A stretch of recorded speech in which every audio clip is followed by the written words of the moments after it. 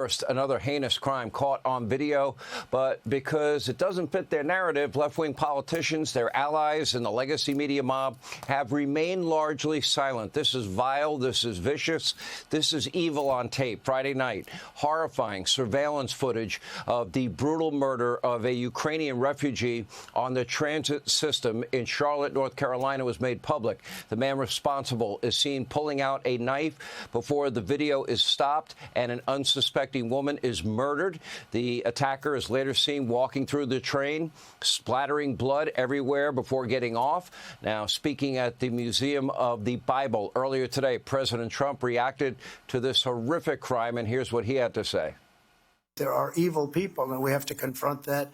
I just give my love and hope to the family of the young woman who was stabbed this morning or last night in Charlotte by a madman, a lunatic. Just got up and started. It's right on the tape. Not really watchable because it's so horrible, but just viciously stabbed. She's just sitting there. So they're evil people. We have to be able to handle that. If we don't handle that, we don't have a country. Now, here's the worst part. Just like in the case of the alleged United Healthcare CEO assassin Luigi Mangione, remember the radical left, racing to defend this madness and people writing letters to him and turning him into a cult figure?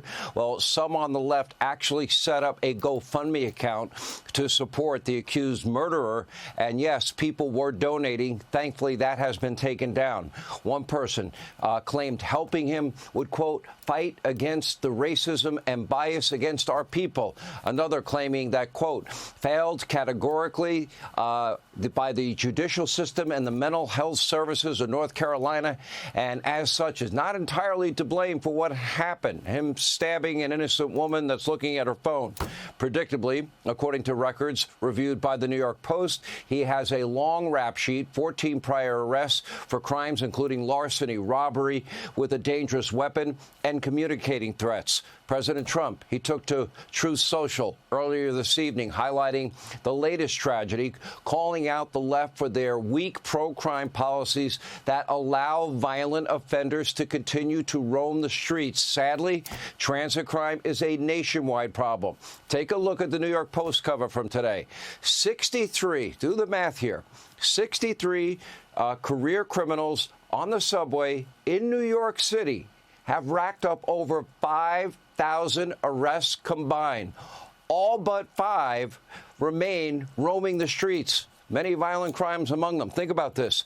Only 5 are behind bars, a cluster of 63 serial criminals, over 5,000 crimes combined.